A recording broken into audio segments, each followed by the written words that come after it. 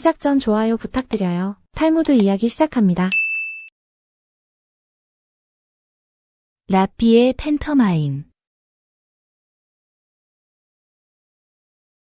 로마의 황제와 이스라엘의 가장 위대한 랍비는 일찍이 서로 깊이 이해하며 남다른 우정을 나누고 있었다. 그들 두 사람은 생일도 똑같았다. 황제는 해결하기 어려운 문제가 생길 때마다 랍비의 지혜를 청하곤 했다.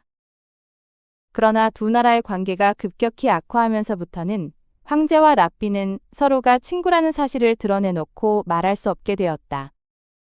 그래서 황제는 랍비에게 무엇을 물어보고 싶을 때도 사자를 보내 간접적으로 그의 말을 듣지 않으면 안 되었다. 어느 날 황제는 랍비에게 사자를 보내 메시지를 전했다. 나는 두 가지를 이루고 싶소. 첫째, 내가 죽으면 아들을 황제로 삼는 것이고, 둘째, 이스라엘에 있는 티베리아스라는 도시를 관세 자유지역으로 만드는 것이오. 지금 나는 그 두 가지 중 한 가지밖에 이룰 수가 없소. 이 두 가지를 모두 이루려면 어떻게 하면 좋겠소? 두 나라 관계가 대단히 험악해지고 있었기 때문에 황제의 이러한 물음에 랍비가 대답해 주었다는 사실이 알려지면 국민에게 몹시 나쁜 영향을 끼칠 것이 분명했다. 따라서 랍비는 황제의 물음에 대답해 줄 수가 없었다. 랍비가 아무 대답도 하지 않았다고 사자가 보고하자 황제가 물었다. 메시지를 전했을 때 랍비는 무엇을 하고 있더냐? 그는 아들을 목말 태우더니 아들에게 비둘기를 주었습니다. 그러자 아들은 비둘기를 하늘로 날려보냈습니다. 말은 한마디도 하지 않았습니다. 황제는 랍비가 전하려는 뜻을 알 수 있었다. 우선 왕위를 아들에게 물려주고 그 다음에 아들이 관세 자유지역으로 만들면 됩니다. 얼마 후 황제가 랍비에게 또 사자를 보냈다. 나를 해치려는 신하들이 있소. 그들을 어떻게 하면 좋겠소? 랍비는 역시 지난번처럼 아무 말 없이 황제의 사자를 데리고 뜰에 있는 밭으로 나가더니 배추 한 포기를 뽑아서 던져버리고 방 안으로 들어왔다. 잠시 뒤 랍비는 다시 황제의 사자를 데리고 밭에 나가 또 배추 한 포기를 뽑아서 던져버렸다. 그리고 조금 지나자 다시 똑같은 일을 거듭하는 것이었다. 그것으로 끝이었다. 황제는 랍비가 전하는 뜻을 알아챌 수 있었다. 적들을 단번에 뿌리 뽑으려고 하지 말고 몇 번으로 나누어 하나하나 차곡차곡 없애버리십시오. 두 나라 사이가 나빠진 상황에서도 황제와 랍비는 서로 우정을 이어가고 싶었지만 공개적으로 나누는 대화 하나하나가 정치적 위험이 될 수 있었습니다. 그래서 랍비는 말 한마디 없이 몸짓으로만 답을 전했습니다. 아들을 목말 태우고 비둘기를 날려보낸 행동. 밭에서 배추를 하나씩 뽑아내는 모습이 바로 해법이었죠. 가령 여러분이 회사에서 민감한 프로젝트를 진행하는데 경쟁사가 동향을 주시하고 있다고 칩시다. 회의실에서 대놓고 전략을 논의하면 누군가 엿들을 수 있으니 팀원들과 점심을 먹으며 비유와 우회적 표현으로 핵심을 전달하거나 사내 메신저 대신 암호 같은 은어를 써서 소통하는 식입니다. 직접적인 말이 위험할 때는 상징과 행동으로 의사를 전하는 것이 오히려 더 안전하고 효과적인 방법이 됩니다. 공부할 때. 랍비 아키바가 마흔이 되었을 때 아내는 그에게 예루살렘으로 건너가 공부하라고 권했다. 내 나이 벌써 40이요. 이해력도 떨어질 테고 괜히 비웃음만 살 거요. 아키바가 말했다. 아내는 등에 상처가 난 당나귀를 데려와 약초를 듬뿍 발라 치료해 주었다. 그 모습이 무척 우스꽝스러웠다. 아내는 남편과 함께 당나귀를 끌고 시장에 나갔다. 당나귀를 보자 사람들이 큰 소리로 웃어댔다. 하지만 다음 날은 웃음소리가 잦아들었다. 그리고 셋째 날에는 웃는 이가 한 명도 없었다. 아내가 말했다. 이제 공부하러 가세요. 당장은 사람들이 당신을 비웃겠지만 내일은 아무도 비웃지 않을 거예요. 그리고 그 다음 날에는 당신을 존중할 거예요. 공부해도 다 때가 있다고 생각한다면 나이 마흔에 공부를 시작한 랍비 아키바가 훗날 무엇을 이루었는지 보라. 여러분이 새로운 일을 시작하려는데 주변에서 나이가 너무 많다거나 너무 늦었다고 말한다면 그건 남들의 시선일 뿐입니다. 랍비 아키바의 아내는 남편에게 당나귀의 상처를 치료하는 모습을 보여줬습니다. 첫날 사람들은 크게 웃었지만 둘째 날엔 웃음이 줄었고 셋째 날엔 아무도 웃지 않았습니다. 새로운 모습은 처음엔 낯설지만 곧 익숙해지고 결국 당연한 일이 됩니다. 직장에서 10년 넘게 일하다가 갑자기 퇴사하고 대학원에 들어간다고 생각해 보세요. 처음엔 주변 사람들이 의아해하고 걱정하며 무모하다고 말할 겁니다. 하지만 몇 달 지나면 아무도 신경 쓰지 않고 1년 후엔 여러분의 새로운 모습이 자연스러워집니다. 랍비 아키바는 40의 글자도 몰랐지만 공부를 시작했고 결국 역사상 가장 위대한 학자 중 한 명이 되었습니다. 시작이 늦다는 건 변명일 뿐. 중요한 건 지금 시작하느냐 마느냐입니다. 가난의 무게. 안식일 전날 밤이었다. 그는 급한 일을 처리하느라 평소보다 늦게 집으로 돌아가고 있었다. 집 근처에서 허름한 옷을 입은 남자가 안식일을 보내야 하니 적선을 좀 해달라고 구걸했다. 그는 어떻게 이제야 안식일에 쓸 음식을 준비하냐며 거짓말하지 말라고 화를 냈다. 집에 돌아와 옷을 갈아입으며 그는 아내에게 방금 있었던 일을 얘기해 주었다. 아내가 근심스럽게 말했다. 당신이 잘못한 것 같아요. 당신도 가난이 얼마나 힘든 건지 알잖아요. 어릴 때 우리 아버지도 날이 어둑해질 때야 마른 빵을 들고 분주히 집으로 들어오시곤 했어요. 그 남자도 아마 그럴 겁니다. 그는 황급히 밖으로 나가 그 남자에게 빵과 생선, 고기와 술을 사주고 안식일을 잘 보내라고 축복했다. 그리고 좀 전의 행동을 용서해달라고 빌었다. 뉘우침은 자신의 영혼을 정화하고 선한 생활을 준비하는 것이다. 아직 힘이 있을 때 죄를 뉘우쳐라. 등잔불이 꺼지기 전에 기름을 부어야 하는 법이다. 아내의 말을 듣고 그 남자는 자신이 가난의 무게를 잊고 있었다는 걸 깨달았습니다. 가난한 사람은 해가 저물어야 그날 먹을 빵을 구할 수 있는 경우가 많습니다. 우리가 지금 겪지 않는 어려움을 남이 겪을 때 그 사람을 거짓말쟁이로 몰아세우기 쉽습니다. 가령 여러분이 SNS에 올린 일상 사진을 보고 누군가 부러움을 표현했는데 다른 사람이 진심이 아니라며 비난한다면 어떨까요? 실제로 그 사람은 힘든 하루를 보낸 후 여러분의 사진을 보고 잠깐이나마 위안을 받았을 수도 있습니다. 하지만 비난하는 사람은 그 상황을 이해하지 못하고 자신의 기준으로 판단해버립니다.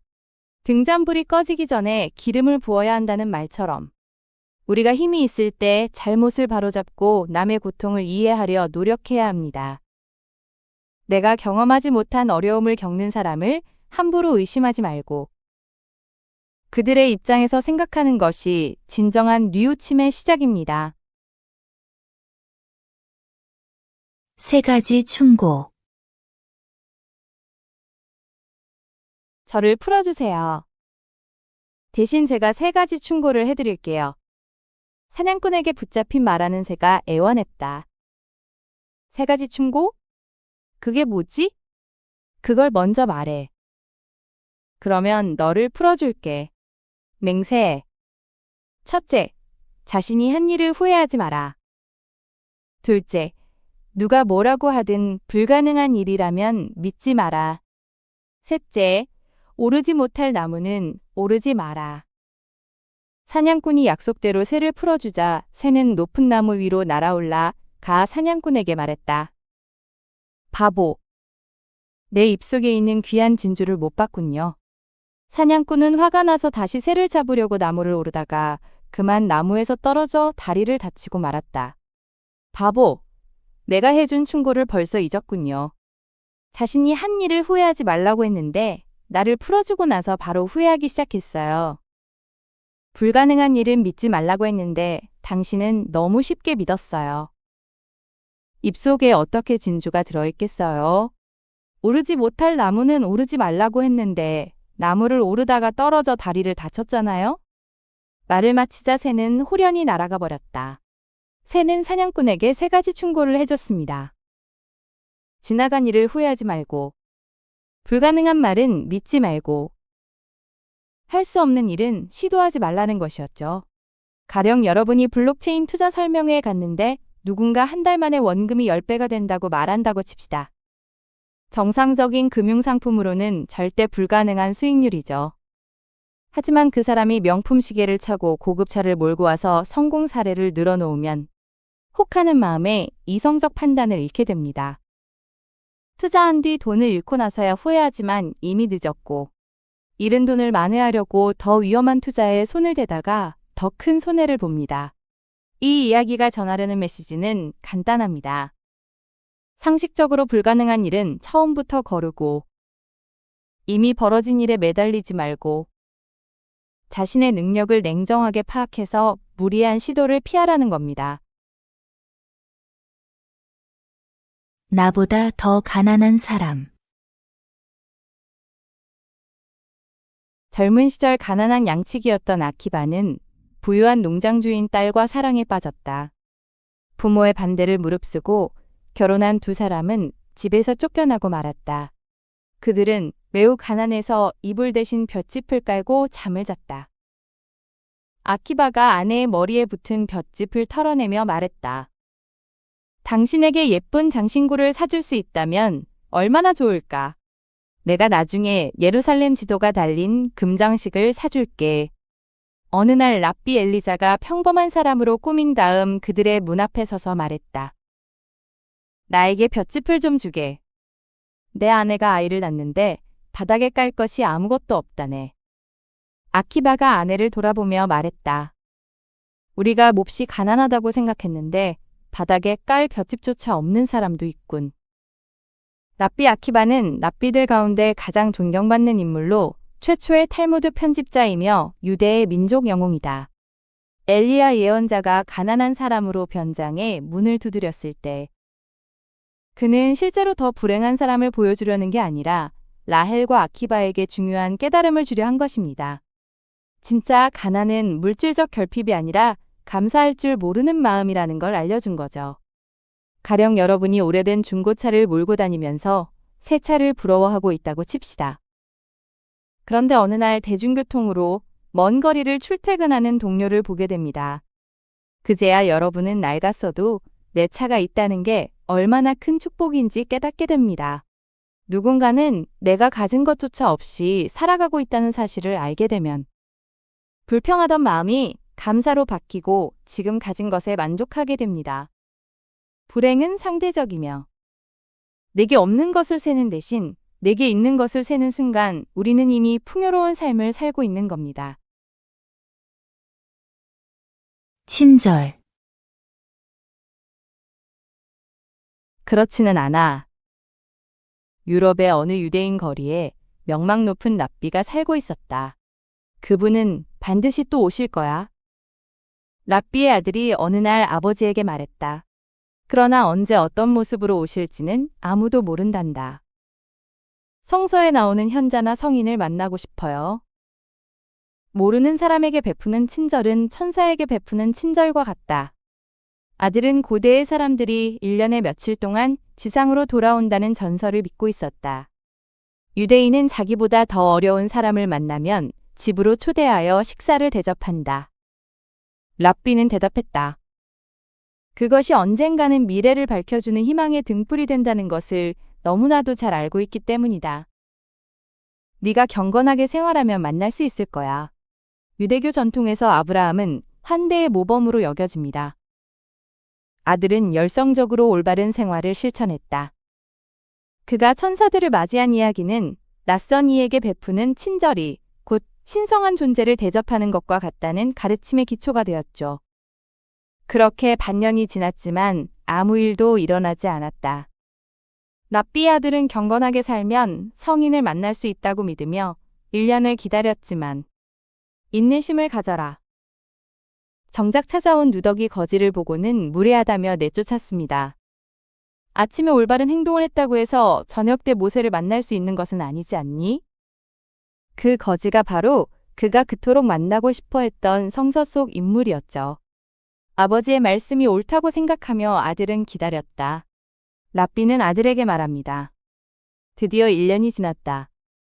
그분은 언제 어떤 모습으로 다시 올지 모른다고요. 아들이 혼자 시너고그, 유대교 회당을 지키고 있을 때 누더기를 걸친 거지가 와서 하룻밤 재워달라고 부탁했다. 가령 여러분이 지하철에서 어려워 보이는 할머니를 만났다고 칩시다. 아들은 이곳이 어딘 줄 아느냐? 호텔도 아니고 레스토랑도 아닌 신성한 시너고그다. 어딜 감히 거지 따위가 와서 재워달래냐고 호통을 치면서 그럼 먹을 것이라도 조금만 달라는 거지를 내쫓아버렸다. 무거운 짐을 들고 계신데 그날 저녁 랍비는 아들에게 여느 때처럼 물었다. 피곤해서 그냥 지나칠 수도 있고 오늘은 어떻게 지냈니? 도움이 필요하냐고 물어볼 수도 있습니다. 감히 시너고그에서 재워달라고 찾아왔던 무례하기 짝이 없는 거지를 냉큼 쫓아버렸다는 아들의 이야기를 듣고 랍비는 하늘을 우러르며 탄식했다. 그 순간의 선택이 평범해 보이지만 그분이 네가 그토록 기다리던 성서의 인물이란다. 실은 우리 삶에서 가장 중요한 기회일 수 있다는 거죠. 아들은 당황하며 안타깝게 말했다. 작은 친절이 나중에 어떤 의미로 돌아올지는 그 순간엔 알 수 없습니다. 하지만 낯선 이에게 건넨 따뜻함은 결국 우리 자신의 미래를 밝히는 등불이 됩니다. 그럼 저는 평생 오늘 일을 후회하면서 살아야 하는 건가요? 최고의 지혜는 친절한 마음. 1년 동안 일해봐. 어느 작은 도시에 두 형제가 있었다. 먹을 것과 잠자리는 제공하지. 공부를 잘하는 영리한 형은 부모의 자랑이자 기쁨이었다. 열심히 일하면 보수를 주겠네. 그러나 어리석은 동생은 먹을 것만 축내는 천덕꾸러기일 뿐이었다. 형은 1년 동안 열심히 일했다. 어느 날 형은 세상에 나가 큰 돈을 벌어오겠다며 집을 나섰다. 형이 보수를 지급해달라고 요구하자 주인이 말했다. 부모는 아들이 좋아하는 음식과 물건들을 잔뜩 챙겨 짐을 꾸려주고 그동안 모아둔 돈을 다 털어. 마구간에 가면 말, 마차, 그리고 상자들이 있을 거야. 여행 경비로 주면서도 걱정이 이만저만 아니었다. 마음에 드는 것을 골라 돈 대신 가져가게. 씩씩하게 집을 나선 형은 마을 입구에서 털이 듬성듬성 뭉치고 더럽고 냄새나는 떠돌이 개를 만났다. 형은 가장 건강하고 젊은 말에 제일 좋은 안장을 얹고 번쩍이는 새 마차에는 커다란 상자를 실었다. 내 몸을 깨끗하게 씻고 털을 빗질하고 먹을 것을 좀 줄래? 도시에서 나오자 황금색 열매가 가득 달린 배나무가 보였다. 은혜는 꼭 갚을게. 형이 마차에서 내려 열매를 따려고 나뭇가지를 잡아당기자 가지가 손을 획 뿌리치며 소리쳤다. 개가 말했다. 꺼져. 이 못된 녀석. 꺼져. 이놈의 개. 내가 부탁할 때는 거절하더니 지금 내 열매를 따려고? 우리 아버지도 어머니도 그런 일은 하지 않아. 형은 당황하여 얼른 마차에 올라타고 길을 떠났다. 그러니 나도 안 해. 맑은 물이 찰랑거리는 우물을 발견하자 갑자기 목이 말랐다. 형이 돌멩이를 집어들고 위협하자 개는 달아났다. 형이 물을 마시려고 반짝이는 은빛 국자를 집어들자 국자가 손에서 미끄러지며 소리쳤다. 좀 더 걸어가니 우물이 보였다. 꺼져. 이 못된 녀석. 그러나 물 위에는 초록색 이끼가 떠 있었고 우물 곁에는 지저분한 진흙이 여기저기 쌓여 있었으며 물을 뜨기 위해 우물에 걸쳐놓은 은국자에는 시커멓게 녹이 슬어 있었다. 내가 부탁할 때는 거절하더니 지금 내 물을 마시려고? 형은 목이 말랐지만 너무 더러워서 그냥 가려고 돌아섰다. 형은 얼굴을 붉히면서 다시 마차로 돌아갔다. 나를 청소해줘. 고향 마을에 가까워졌을 때 진주와 다이아몬드로 장식한 파란 목걸이를 목에 건 사랑스러운 개 한 마리가 보였다. 내 은국자를 닦고 진흙도 좀 치워주어. 형은 마차에서 내려 강아지를 불렀다. 은혜는 꼭 갚을게. 강아지야, 이리 온. 우물이 형에게 말했다. 개가 슬금슬금 가까이 다가왔다. 우리 아버지도 어머니도 그런 일은 하지 않아. 형은 값비싸 보이는 목걸이를 벗기려고 개를 붙잡았다. 그러니 나도 안 해. 왈. 형은 화를 내며 소리쳤다. 으르렁. 조금 더 걸어가니 이번에는 대나무 한 그루가 그를 불렀다. 꺼져. 이 못된 녀석. 앙상한 가지 위에 시든 잎들이 간신히 매달려 있었고 메마른 땅은 사방으로 갈라져 있었다. 내가 부탁할 때는 거절하더니 지금 내 다이아몬드와 진주를 갖고 싶은 거냐.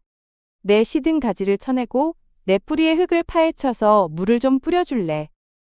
한 번만 더 손대면 물어뜯어 버릴 테니 그리 알아. 은혜는 꼭 갚을게. 형은 화가 나서 말을 채찍질하여 집을 향해 달렸다. 우리 아버지도 어머니도 그런 일은 하지 않아. 캄캄한 밤이었지만 그는 문을 쾅쾅 두드리며 외쳤다.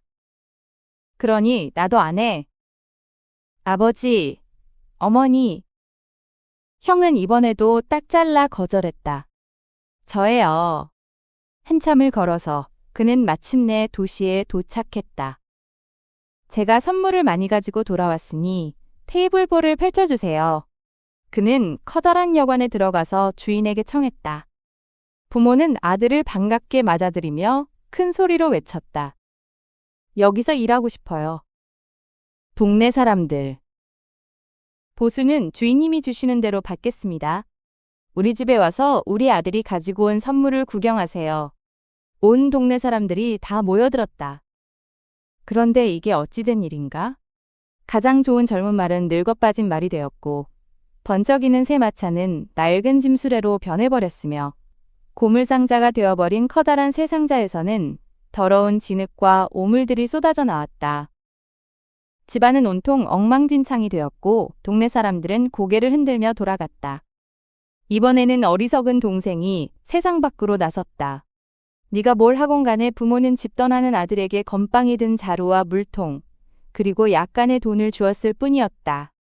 동생은 더럽고 냄새나는 떠돌이 개를 만났다. 내 몸을 깨끗하게 씻고 털을 빗질하고 먹을 것을 좀 줄래? 은혜는 꼭 갚을게. 동생은 개에게 건빵과 물을 주고 개를 깨끗이 씻긴 다음 엉킨 털을 곱게 빗겨주었다. 좀 더 걸어가니 물은 온통 초록색 이끼로 덮이고 근처에는 지저분한 진흙이 여기저기 잔뜩 쌓여 있으며 우물에 걸쳐놓은 은 국자에는 시커멓게 녹이 슬어 있는 오래된 우물이 보였다. 나를 깨끗하게 청소해줘. 내 은 국자를 반짝반짝하게 닦아줘. 은혜는 꼭 갚을게. 우물이 말했다. 아무래도 그래야 할 것 같아. 이래서야 아무도 물을 마실 수 없잖아. 동생은 우물을 말끔하게 청소하고 인 국자를 반짝반짝 빛나게 닦은 다음 진흙도 깨끗이 치웠다. 조금 더 걸어가니 이번에는 대나무 한 그루가 그를 불렀다. 앙상한 가지 위에 시든 잎들이 간신히 매달려 있었고 메마른 땅은 사방으로 갈라져 있었다. 내 시든 가지를 쳐내고 내 뿌리에 흙을 파헤쳐서 물을 좀 뿌려줄래. 은혜는 꼭 갚을게. 아, 정말 힘들겠구나. 내가 도와줄게. 동생은 가지를 정돈하고 뿌리에 흙을 부드럽게 일군 다음 물을 흠뻑 뿌려주었다. 마침내 동생은 형이 왔던 그 도시에 도착했다. 그도 역시 형이 일했던 커다란 여관에서 1년 동안 일했다. 1년이 지나자 여관 주인이 말했다. 마구간에 가면 말과 마차, 상자들이 있을 거야. 마음에 드는 것을 골라 돈 대신 가져가게. 동생은 1년의 대가로 무엇이 합당할지 생각했다. 이 말은 정말 멋지군. 하지만 1년 일한 대가로는 너무 과분해. 이 늙은 말과 낡은 마차, 그리고 작은 상자 몇 개만 가져가자. 그거면 충분해. 마차를 타고 도시에서 나오자 황금색 열매가 가득 달린 배나무가 눈에 들어왔다. 동생이 나무에게 물었다. 나무님, 열매 하나만 따먹어도 될까요? 그럼 얼마든지 따려무나. 너는 그럴 자격이 있어. 동생은 배를 하나 딴 다음 다시 길을 떠났다. 얼마 후 맑은 물이 찰랑거리는 우물이 보였다. 그는 우물가로 가서 물었다. 우물님, 물을 조금 마셔도 될까요? 반짝이는 은빛 국자가 그의 손으로 뛰어들며 말했다. 얼마든지 마셔. 기념으로 나도 가져가. 동생은 국자를 손에 들고 마차로 돌아갔다. 고향 마을에 가까워졌을 때 진주와 다이아몬드가 달린 파란 목걸이를 목에 건 사랑스러운 개 한 마리가 그에게 달려와서 말했다. 이 목걸이에 달린 진주와 다이아몬드를 가져가. 너에게 주는 선물이야. 동생이 집으로 돌아왔을 때는 어두운 밤이었다. 모두 깊은 잠에 빠져 있었다. 동생은 현관 앞에 앉아서 날이 새기를 기다렸다. 아침이 되자 동생은 문을 두드렸다. 아버지, 어머니, 저예요. 제가 선물을 가지고 돌아왔으니 테이블볼을 펼쳐주세요. 말했다. 테이블볼을 펼치라고? 너한테는 그냥 배보자기로 충분할 거야. 아들을 맞으며 어머니가 말했다. 어머니는 마지못해 아들이 가져온 작은 상자를 열고 안에 있는 것을 꺼내기 시작했다. 세상에, 상자 속에서는 금, 은, 다이아몬드, 진주, 그리고 갖가지 보물들이 끊임없이 나왔다. 집안은 온통 번쩍이는 보물로 가득 찼다. 부모는 동생을 끌어안고 입을 맞추며 말했다. 도대체 어느 아들이 어리석고 어느 아들이 영리한 거지? 친절은 겸손과 같다. 겸손하지 않으면 친절할 수 없고, 친절하지 않으면 겸손할 수 없다. 진짜 친절은 대가를 바라지 않는 마음에서 나옵니다. 영리한 형은 도움을 요청받을 때마다 우리 부모도 안 하는 일이라며 거절했지만 정작 자신이 필요할 때는 당연히 받으려 했습니다. 반면 어리석다고 여겨진 동생은 남을 도울 때 보답을 기대하지 않았고 자신이 받을 때도 합당한 것만 취했습니다. 가령 여러분이 친한 친구에게 자주 밥을 사주고 도움을 주면서 속으로는 언젠가 내가 힘들 때 이 친구가 날 도와줄 거라고 기대한다면 그건 진짜 친절이 아니라 일종의 투자입니다. 하지만 정말로 그 친구를 아끼는 마음에서 아무 계산 없이 도와주고 또 나중에 친구가 호의를 베풀 때 당연하게 받지 않고 정말 필요한 만큼만 받는다면 그게 바로 겸손에서 나온 친절입니다. 친절은 내가 남보다 우월하다는 생각에서 베푸는 게 아니라 나도 언젠가 도움이 필요한 평범한 사람이라는 겸손함에서 시작됩니다. 진정한 친절과 겸손은 서로를 완성시키는 한 쌍입니다. 병문안. 제자가 아프다는 소식을 듣고 랍비 아키바는 즉시 그를 병문안하기 위해 길을 나섰다. 제자는 스승이 온다는 전가를 받고 아픈 몸을 일으켜 마당을 쓸고 먼지가 나지 않도록 물을 뿌리며 청소를 하기 시작했다. 그것이 운동한 셈이 되었는지 서서히 병세가 좋아지는가 싶더니 저녁쯤 되자 제자는 기력을 완전히 회복했다. 제자는 스승에게 엎드려 절하며 말했다. 선생님께서 저를 살리셨습니다. 병문안을 마치고 돌아온 랍비는 제자들에게 말했다. 병문안을 가지 않는 자는 살인자와 같다. 병문안은 병자의 회복을 앞당겨준다. 랍비 아키바가 아픈 제자를 찾아가자. 제자는 스승이 온다는 소식에 아픈 몸을 일으켜 마당을 청소했습니다. 그게 운동이 되어 병이 나았고 랍비는 돌아와서 제자들에게 말했습니다. 병문안을 가지 않는 것은 살인과 같다고. 가령 여러분의 직장 동료가 아파서 일주일째 출근을 못하고 있다고 칩시다. 바쁘다는 핑계로 연락 한 번 안 하면 그 동료는 자신이 회사에서 필요 없는 사람이라고 느낄 수 있습니다. 하지만 짧게라도 메시지를 보내거나 전화 한 통이라도 하면 그 사람은 자기가 여전히 소중하다는 걸 느끼고 힘을 얻습니다. 병든 사람에게 가장 필요한 건 약이나 음식만이 아니라 자신이 잊히지 않았다는 확인입니다. 머리와 꼬리. 뱀의 꼬리는 항상 머리가 움직이는 방향으로 따라다녀야 하는 제 처지가 늘 불만이었다. 어느 날 마침내 분통이 터진 꼬리는 머리에게 고함을 질렀다. 나는 왜 항상 너의 뒤에 있어야 하지? 그리고 너는 왜 항상 멋대로 나를 끌고 다니는 거야? 너무 불공평하지 않니? 너나 뱀의 일부이긴 마찬가지인데 나는 왜 항상 노예처럼 너한테 끌려다녀야 하는 거냐고? 그야 너에게는 앞을 바라볼 수 있는 눈도 없고 소리를 듣고 위험을 알아차릴 귀도 없고 행동을 결정할 두뇌도 없잖아. 나는 결코 나 자신만을 위해서 그러는 것이 아니야. 오히려 너를 바른 길로 인도하기 위해 열심히 일하는 것이지. 머리가 대답했다. 꼬리는 큰 소리로 비웃었다. 하. 그러시겠지.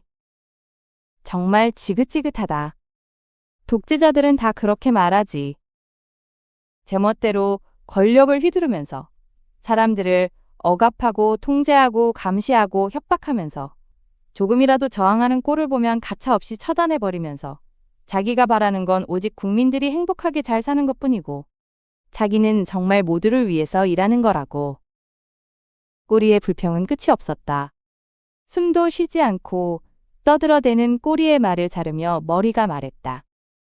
그렇게 불만이면 네가 한번 앞장서 볼래? 나를 따르라. 꼬리가 두말 없이 소리쳤다. 그러나 뱀은 금방 도랑으로 떨어지고 말았다. 머리가 몸을 땅 위로 끌어냈다. 꼬리는 다시 몸을 이끌고 나아가기 시작했다. 그러나 이번에는 그만 가시투성이 덤불 속으로 빠져버렸다. 가시덤불 속을 빠져나오려고 꼬리는 안간힘을 다했지만 상처투성이 몸은 더욱더 깊이 가시덤불 속으로 옥죄어들 뿐이었다. 머리는 어디 한번 해보라고 내버려 두고 싶었지만 결국 그러다 죽을 것 같아서 가시에 온통 찔리고 긁힌 몸을 빼냈다. 체면이 말이 아니었지만 그래서 오히려 꼬리는 더 마음이 급해졌다. 실수를 만회하고 자기도 몸을 이끌 수 있다는 것을 보여줘야만 했다. 꼬리는 급히 달려가다가 이번에는 불길 속으로 떨어지고 말았다. 다급해진 머리가 필사적으로 꼬리를 구해내려고 했지만 이미 때는 늦었다.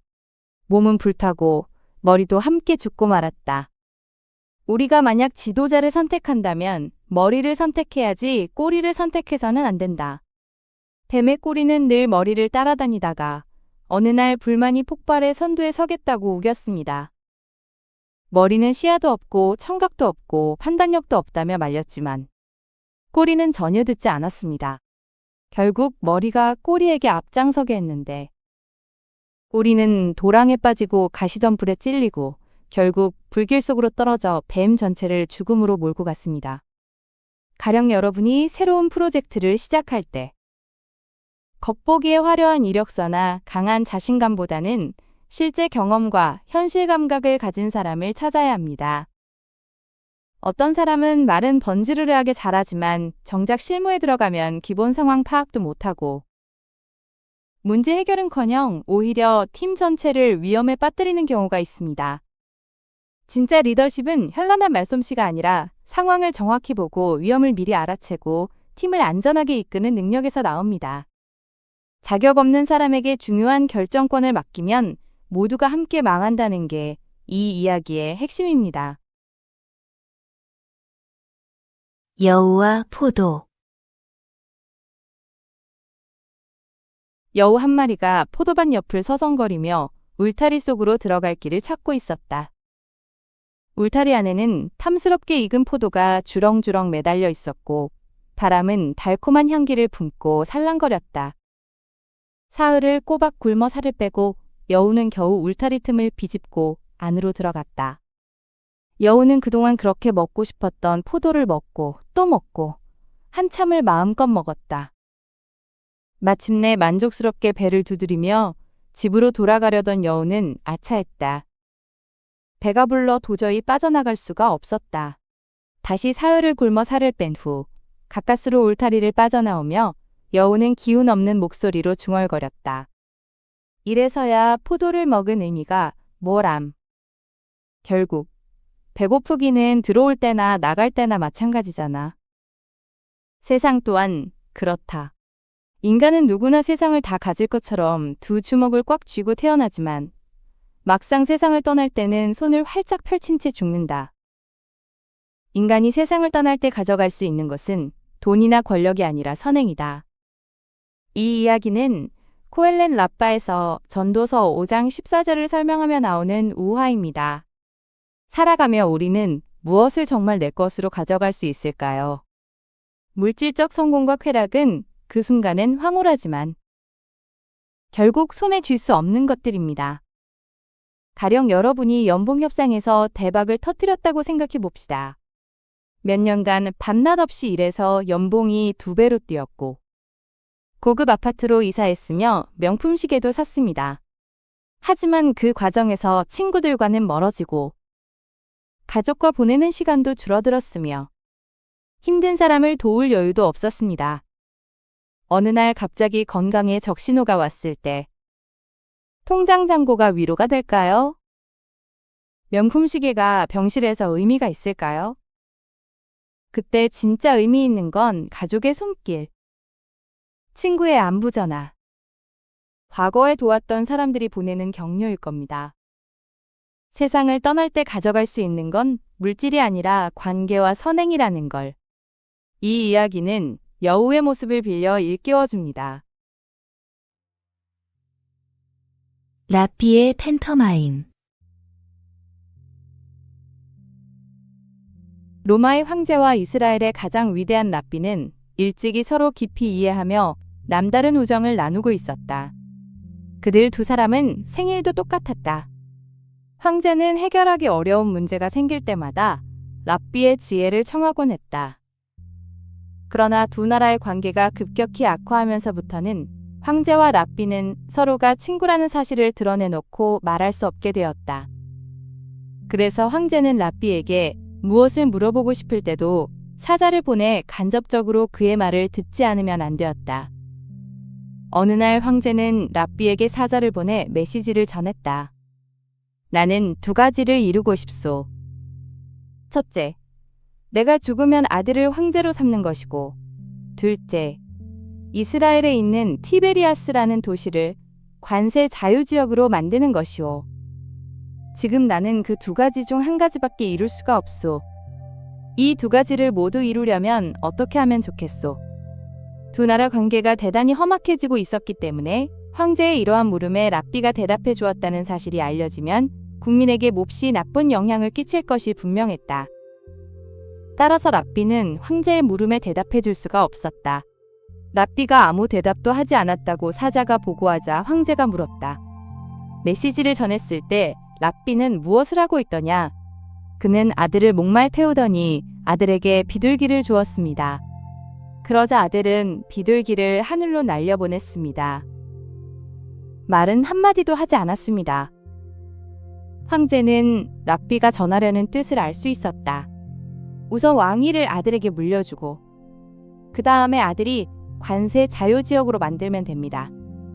얼마 후 황제가 랍비에게 또 사자를 보냈다. 나를 해치려는 신하들이 있소. 그들을 어떻게 하면 좋겠소?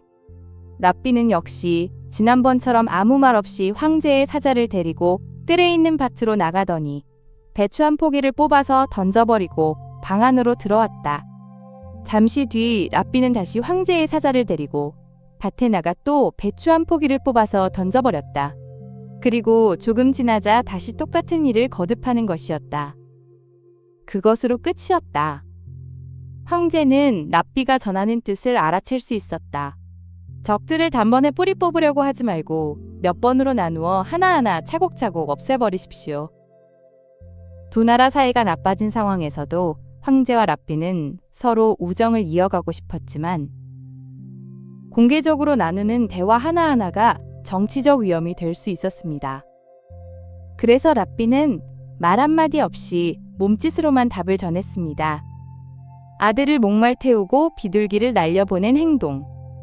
밭에서 배추를 하나씩 뽑아내는 모습이 바로 해법이었죠. 가령 여러분이 회사에서 민감한 프로젝트를 진행하는데 경쟁사가 동향을 주시하고 있다고 칩시다. 회의실에서 대놓고 전략을 논의하면 누군가 엿들을 수 있으니 팀원들과 점심을 먹으며 비유와 우회적 표현으로 핵심을 전달하거나 사내 메신저 대신 암호 같은 은어를 써서 소통하는 식입니다.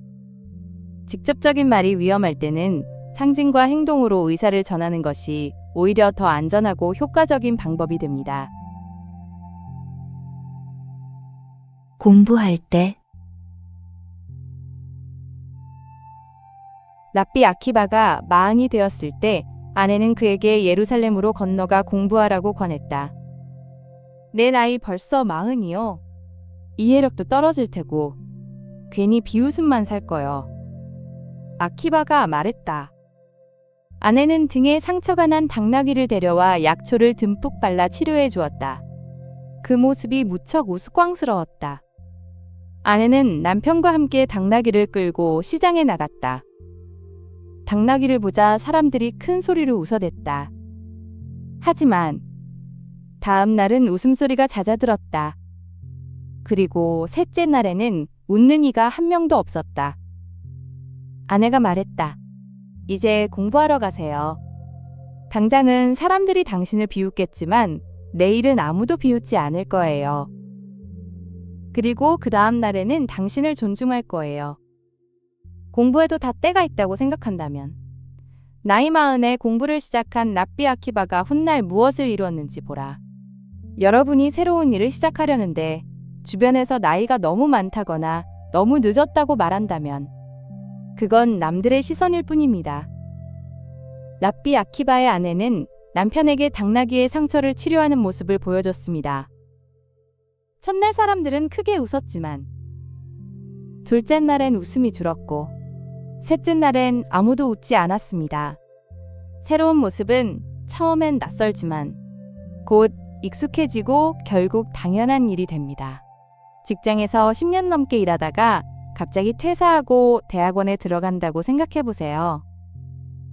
처음엔 주변 사람들이 의아해하고 걱정하며 무모하다고 말할 겁니다. 하지만 몇 달 지나면 아무도 신경 쓰지 않고 1년 후엔 여러분의 새로운 모습이 자연스러워집니다. 랍비 아키바는 40의 글자도 몰랐지만 공부를 시작했고 결국 역사상 가장 위대한 학자 중 한 명이 되었습니다. 시작이 늦다는 건 변명일 뿐. 중요한 건 지금 시작하느냐 마느냐입니다. 가난의 무게 안식일 전날 밤이었다. 그는 급한 일을 처리하느라 평소보다 늦게 집으로 돌아가고 있었다. 집 근처에서 허름한 옷을 입은 남자가 안식일을 보내야 하니 적선을 좀 해달라고 구걸했다. 그는 어떻게 이제야 안식일에 쓸 음식을 준비하냐며 거짓말하지 말라고 화를 냈다. 집에 돌아와 옷을 갈아입으며 그는 아내에게 방금 있었던 일을 얘기해 주었다. 아내가 근심스럽게 말했다. 당신이 잘못한 것 같아요. 당신도 가난이 얼마나 힘든 건지 알잖아요. 어릴 때 우리 아버지도 날이 어둑해질 때야 마른 빵을 들고 분주히 집으로 들어오시곤 했어요. 그 남자도 아마 그럴 겁니다. 그는 황급히 밖으로 나가 그 남자에게 빵과 생선, 고기와 술을 사주고 안식일을 잘 보내라고 축복했다. 그리고 좀 전의 행동을 용서해달라고 빌었다. 뉘우침은 자신의 영혼을 정화하고 선한 생활을 준비하는 것이다. 아직 힘이 있을 때 죄를 뉘우쳐라. 등잔불이 꺼지기 전에 기름을 부어야 하는 법이다. 아내의 말을 듣고 그 남자는 자신이 가난의 무게를 잊고 있었다는 걸 깨달았습니다. 가난한 사람은 해가 저물어야 그날 먹을 빵을 구할 수 있는 경우가 많습니다. 우리가 지금 겪지 않는 어려움을 남이 겪을 때 그 사람을 거짓말쟁이로 몰아세우기 쉽습니다.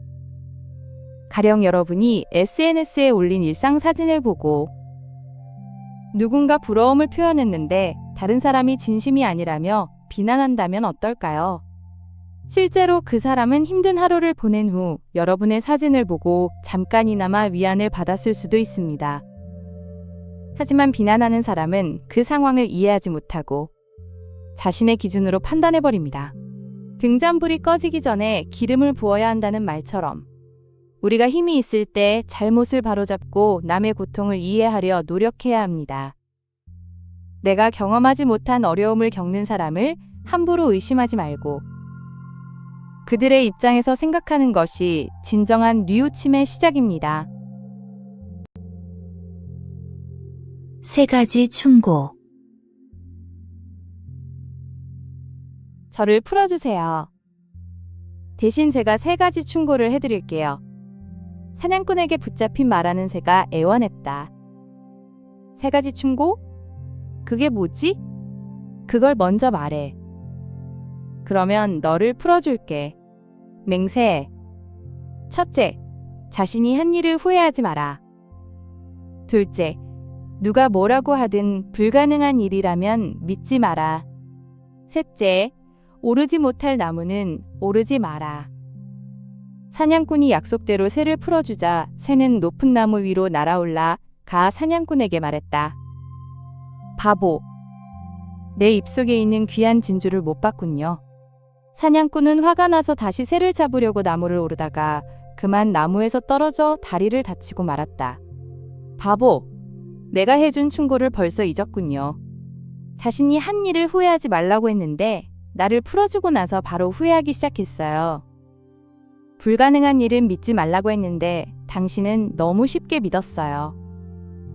입속에 어떻게 진주가 들어있겠어요? 오르지 못할 나무는 오르지 말라고 했는데 나무를 오르다가 떨어져 다리를 다쳤잖아요? 말을 마치자 새는 호련히 날아가 버렸다. 새는 사냥꾼에게 3가지 충고를 해줬습니다. 지나간 일을 후회하지 말고, 불가능한 말은 믿지 말고, 할 수 없는 일은 시도하지 말라는 것이었죠. 가령 여러분이 블록체인 투자 설명회에 갔는데 누군가 한 달 만에 원금이 10배가 된다고 말한다고 칩시다. 정상적인 금융상품으로는 절대 불가능한 수익률이죠. 하지만 그 사람이 명품 시계를 차고 고급차를 몰고 와서 성공 사례를 늘어놓으면 혹하는 마음에 이성적 판단을 잃게 됩니다. 투자한 뒤 돈을 잃고 나서야 후회하지만 이미 늦었고, 잃은 돈을 만회하려고 더 위험한 투자에 손을 대다가 더 큰 손해를 봅니다. 이 이야기가 전하려는 메시지는 간단합니다. 상식적으로 불가능한 일은 처음부터 거르고, 이미 벌어진 일에 매달리지 말고, 자신의 능력을 냉정하게 파악해서 무리한 시도를 피하라는 겁니다. 나보다 더 가난한 사람. 젊은 시절 가난한 양치기였던 아키바는 부유한 농장주인 딸과 사랑에 빠졌다. 부모의 반대를 무릅쓰고 결혼한 2사람은 집에서 쫓겨나고 말았다. 그들은 매우 가난해서 이불 대신 볏짚을 깔고 잠을 잤다. 아키바가 아내의 머리에 붙은 볏짚을 털어내며 말했다. 당신에게 예쁜 장신구를 사줄 수 있다면 얼마나 좋을까? 내가 나중에 예루살렘 지도가 달린 금장식을 사줄게. 어느 날 랍비 엘리자가 평범한 사람으로 꾸민 다음 그들의 문 앞에 서서 말했다. 나에게 볏짚을 좀 주게. 내 아내가 아이를 낳는데 바닥에 깔 것이 아무것도 없다네. 아키바가 아내를 돌아보며 말했다. 우리가 몹시 가난하다고 생각했는데 바닥에 깔 볏짚조차 없는 사람도 있군. 랍비 아키바는 랍비들 가운데 가장 존경받는 인물로 최초의 탈무드 편집자이며 유대의 민족 영웅이다. 엘리야 예언자가 가난한 사람으로 변장해 문을 두드렸을 때 그는 실제로 더 불행한 사람을 보여주려는 게 아니라 라헬과 아키바에게 중요한 깨달음을 주려 한 것입니다. 진짜 가난은 물질적 결핍이 아니라 감사할 줄 모르는 마음이라는 걸 알려준 거죠. 가령 여러분이 오래된 중고차를 몰고 다니면서 새 차를 부러워하고 있다고 칩시다. 그런데 어느 날 대중교통으로 먼 거리를 출퇴근하는 동료를 보게 됩니다. 그제야 여러분은 낡았어도 내 차가 있다는 게 얼마나 큰 축복인지 깨닫게 됩니다. 누군가는 내가 가진 것조차 없이 살아가고 있다는 사실을 알게 되면 불평하던 마음이 감사로 바뀌고 지금 가진 것에 만족하게 됩니다.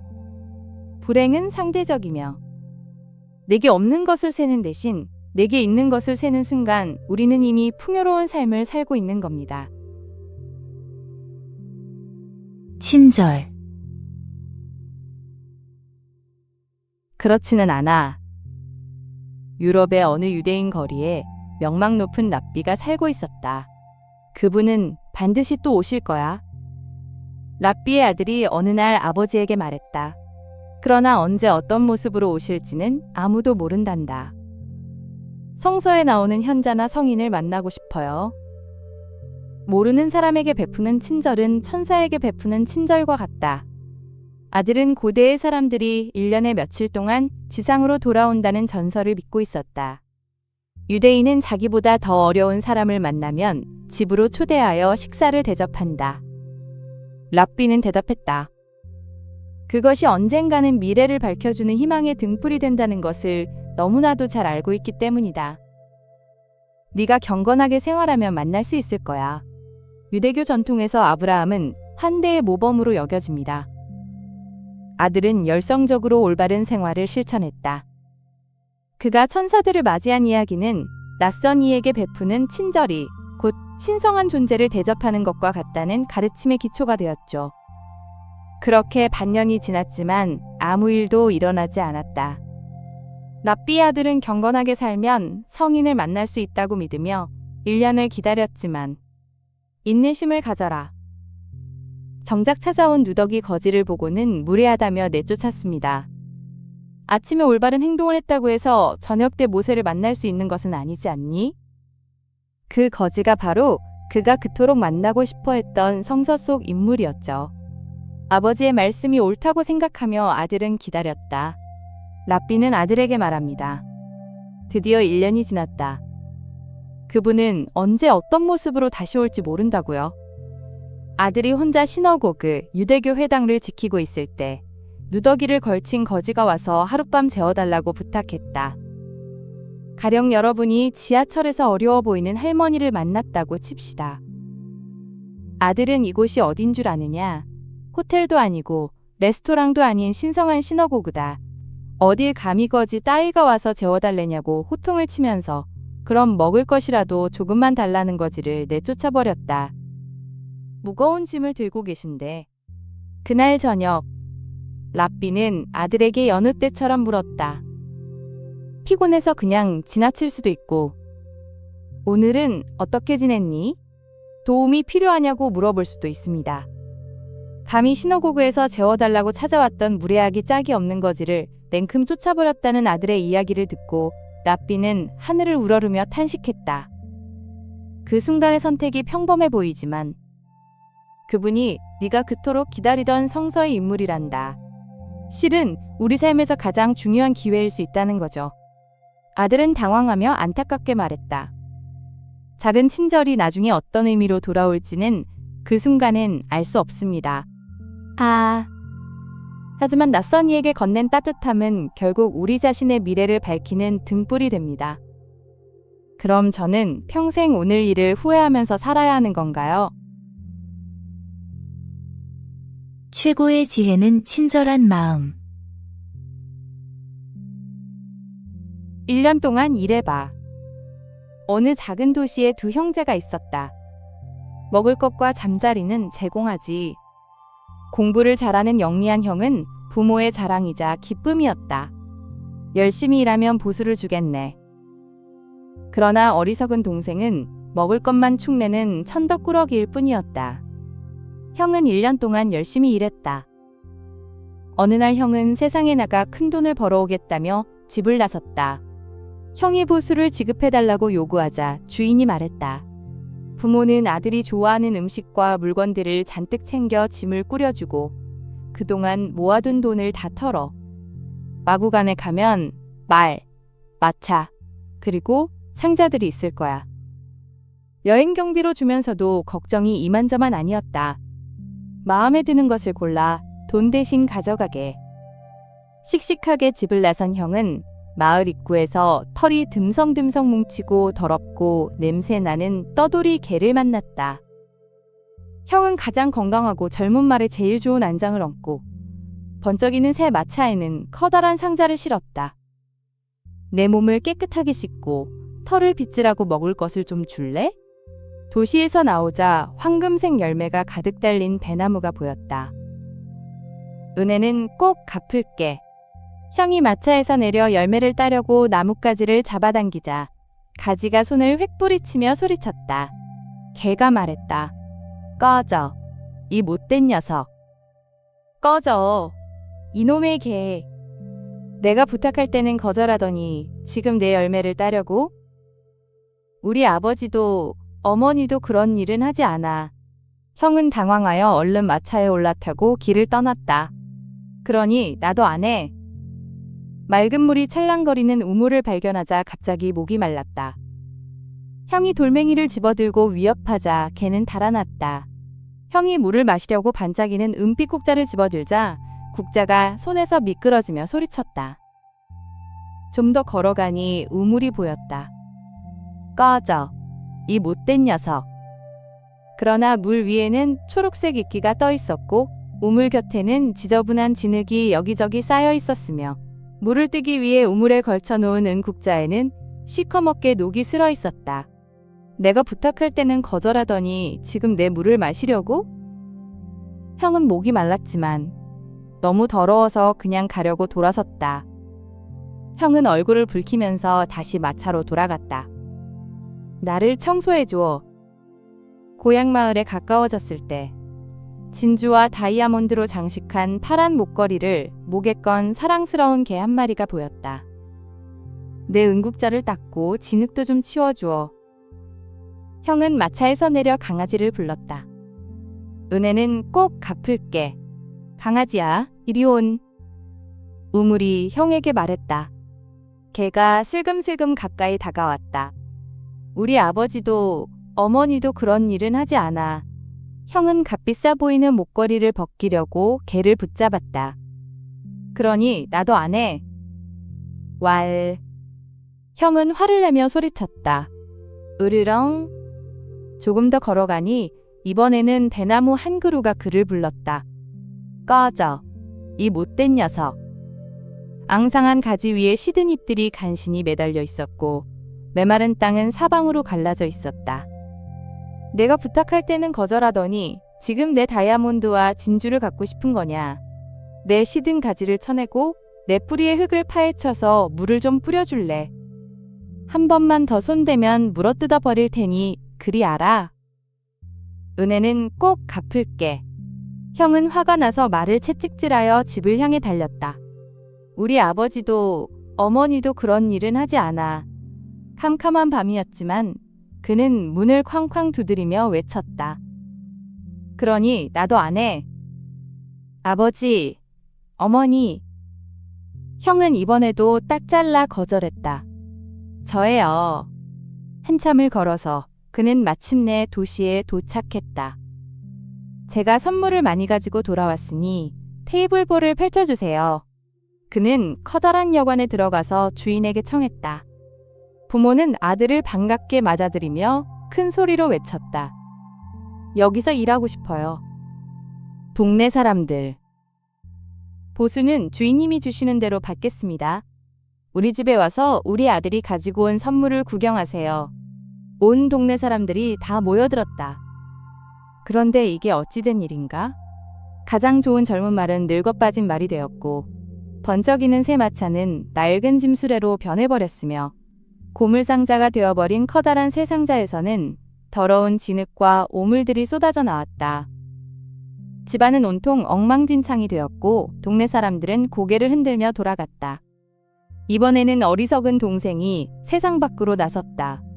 네가 뭘 하건 간에 부모는 집 떠나는 아들에게 건빵이 든 자루와 물통 그리고 약간의 돈을 주었을 뿐이었다. 동생은 더럽고 냄새나는 떠돌이 개를 만났다. 내 몸을 깨끗하게 씻고 털을 빗질하고 먹을 것을 좀 줄래? 은혜는 꼭 갚을게. 동생은 개에게 건빵과 물을 주고 개를 깨끗이 씻긴 다음 엉킨 털을 곱게 빗겨주었다. 좀 더 걸어가니 물은 온통 초록색 이끼로 덮이고 근처에는 지저분한 진흙이 여기저기 잔뜩 쌓여 있으며 우물에 걸쳐놓은 은 국자에는 시커멓게 녹이 슬어 있는 오래된 우물이 보였다. 나를 깨끗하게 청소해줘. 내 은 국자를 반짝반짝하게 닦아줘. 은혜는 꼭 갚을게. 우물이 말했다. 아무래도 그래야 할 것 같아. 이래서야 아무도 물을 마실 수 없잖아. 동생은 우물을 말끔하게 청소하고 인 국자를 반짝반짝 빛나게 닦은 다음 진흙도 깨끗이 치웠다. 조금 더 걸어가니 이번에는 대나무 한 그루가 그를 불렀다. 앙상한 가지 위에 시든 잎들이 간신히 매달려 있었고 메마른 땅은 사방으로 갈라져 있었다. 내 시든 가지를 쳐내고 내 뿌리에 흙을 파헤쳐서 물을 좀 뿌려줄래. 은혜는 꼭 갚을게. 아, 정말 힘들겠구나. 내가 도와줄게. 동생은 가지를 정돈하고 뿌리에 흙을 부드럽게 일군 다음 물을 흠뻑 뿌려주었다. 마침내 동생은 형이 왔던 그 도시에 도착했다. 그도 역시 형이 일했던 커다란 여관에서 1년 동안 일했다. 1년이 지나자 여관 주인이 말했다. 마구간에 가면 말과 마차, 상자들이 있을 거야. 마음에 드는 것을 골라 돈 대신 가져가게. 동생은 1년의 대가로 무엇이 합당할지 생각했다. 이 말은 정말 멋지군. 하지만 1년 일한 대가로는 너무 과분해. 이 늙은 말과 낡은 마차, 그리고 작은 상자 몇 개만 가져가자. 그거면 충분해. 마차를 타고 도시에서 나오자 황금색 열매가 가득 달린 배나무가 눈에 들어왔다. 동생이 나무에게 물었다. 나무님, 열매 하나만 따먹어도 될까요? 그럼 얼마든지 따려무나. 너는 그럴 자격이 있어. 동생은 배를 하나 딴 다음 다시 길을 떠났다. 얼마 후 맑은 물이 찰랑거리는 우물이 보였다. 그는 우물가로 가서 물었다. 우물님, 물을 조금 마셔도 될까요? 반짝이는 은빛 국자가 그의 손으로 뛰어들며 말했다. 얼마든지 마셔. 기념으로 나도 가져가. 동생은 국자를 손에 들고 마차로 돌아갔다. 고향 마을에 가까워졌을 때 진주와 다이아몬드가 달린 파란 목걸이를 목에 건 사랑스러운 개 한 마리가 그에게 달려와서 말했다. 이 목걸이에 달린 진주와 다이아몬드를 가져가. 너에게 주는 선물이야. 동생이 집으로 돌아왔을 때는 어두운 밤이었다. 모두 깊은 잠에 빠져 있었다. 동생은 현관 앞에 앉아서 날이 새기를 기다렸다. 아침이 되자 동생은 문을 두드렸다. 아버지, 어머니, 저예요. 제가 선물을 가지고 돌아왔으니 테이블볼을 펼쳐주세요. 말했다. 테이블볼을 펼치라고? 너한테는 그냥 배보자기로 충분할 거야. 아들을 맞으며 어머니가 말했다. 어머니는 마지못해 아들이 가져온 작은 상자를 열고 안에 있는 것을 꺼내기 시작했다. 세상에, 상자 속에서는 금, 은, 다이아몬드, 진주, 그리고 갖가지 보물들이 끊임없이 나왔다. 집안은 온통 번쩍이는 보물로 가득 찼다. 부모는 동생을 끌어안고 입을 맞추며 말했다. 도대체 어느 아들이 어리석고 어느 아들이 영리한 거지? 친절은 겸손과 같다. 겸손하지 않으면 친절할 수 없고 친절하지 않으면 겸손할 수 없다. 진짜 친절은 대가를 바라지 않는 마음에서 나옵니다. 영리한 형은 도움을 요청받을 때마다 우리 부모도 안 하는 일이라며 거절했지만 정작 자신이 필요할 때는 당연히 받으려 했습니다. 반면 어리석다고 여겨진 동생은 남을 도울 때 보답을 기대하지 않았고 자신이 받을 때도 합당한 것만 취했습니다. 가령 여러분이 친한 친구에게 자주 밥을 사주고 도움을 주면서 속으로는 언젠가 내가 힘들 때 이 친구가 날 도와줄 거라고 기대한다면 그건 진짜 친절이 아니라 일종의 투자입니다. 하지만 정말로 그 친구를 아끼는 마음에서 아무 계산 없이 도와주고 또 나중에 친구가 호의를 베풀 때 당연하게 받지 않고 정말 필요한 만큼만 받는다면 그게 바로 겸손에서 나온 친절입니다. 친절은 내가 남보다 우월하다는 생각에서 베푸는 게 아니라 나도 언젠가 도움이 필요한 평범한 사람이라는 겸손함에서 시작됩니다. 진정한 친절과 겸손은 서로를 완성시키는 한 쌍입니다. 병문안. 제자가 아프다는 소식을 듣고 랍비 아키바는 즉시 그를 병문안하기 위해 길을 나섰다. 제자는 스승이 온다는 전가를 받고 아픈 몸을 일으켜 마당을 쓸고 먼지가 나지 않도록 물을 뿌리며 청소를 하기 시작했다.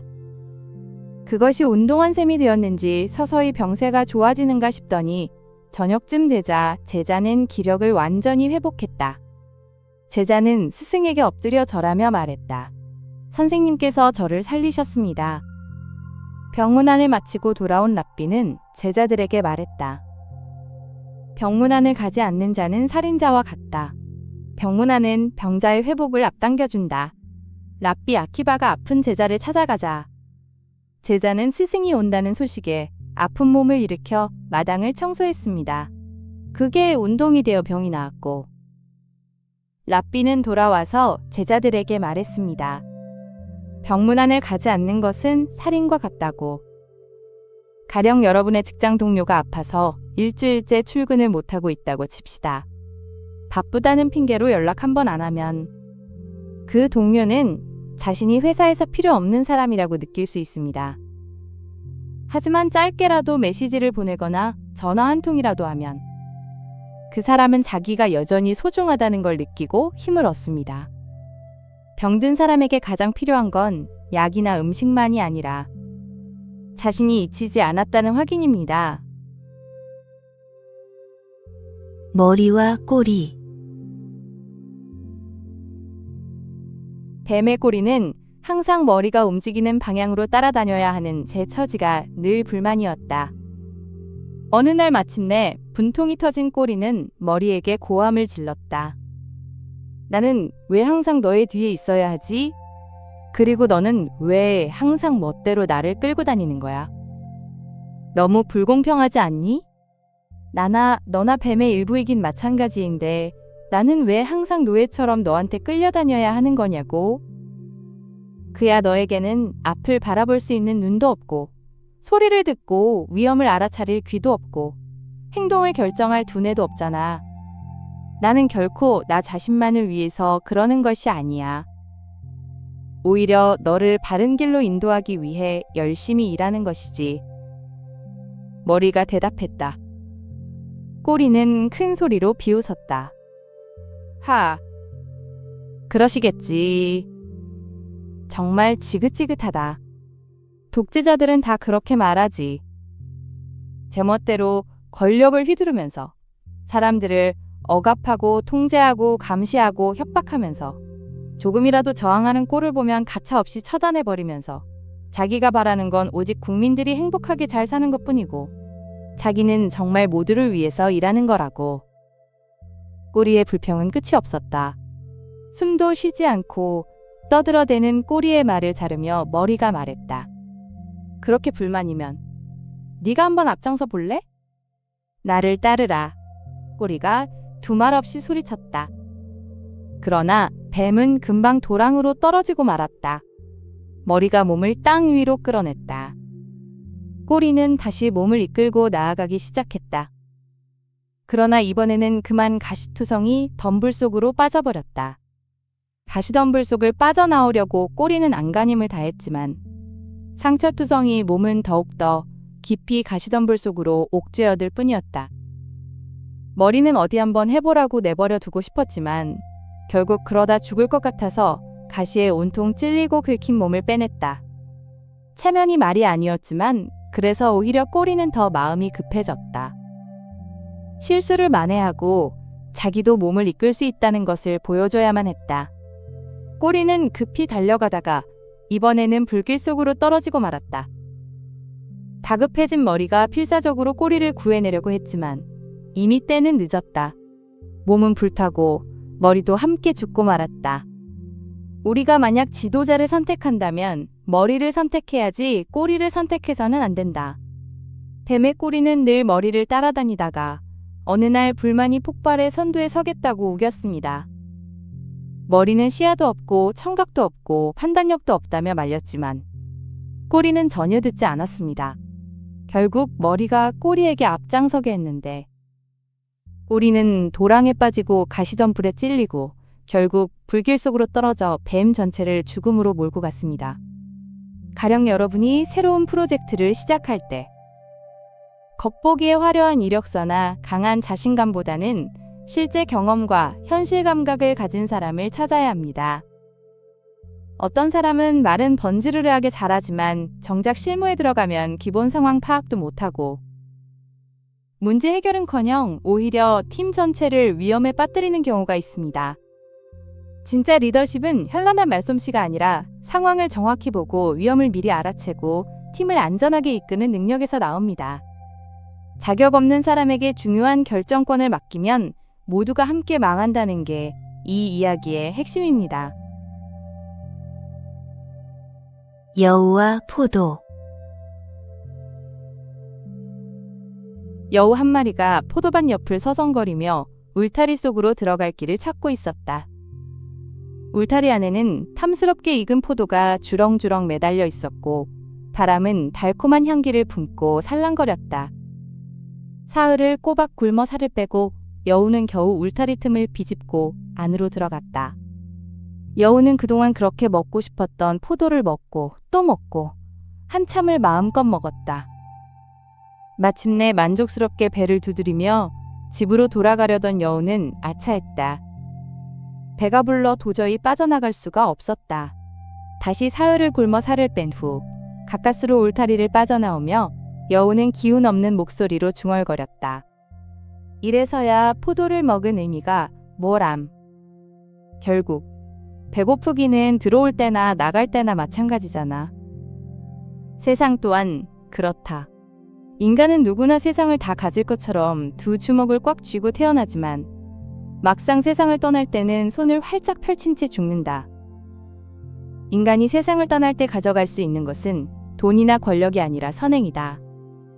이 이야기는 코엘렌 라빠에서 전도서 5장 14절을 설명하며 나오는 우화입니다.